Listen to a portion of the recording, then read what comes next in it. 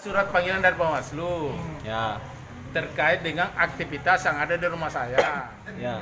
Saya datang ke sini bahwa di rumah saya itu ada panwas pagi siang malam namanya Pak Sul.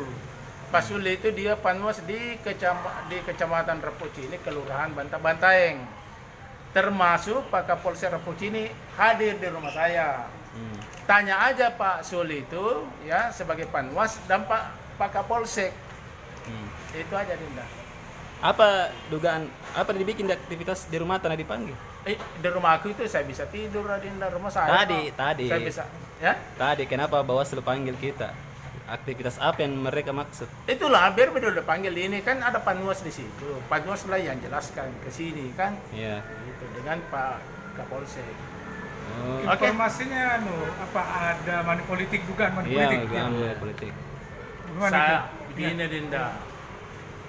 Gini, money politik ya itu tidak mungkin saya lakukan. Saya Ya. paham aturan. Cocok. Tidak Iya. mungkin.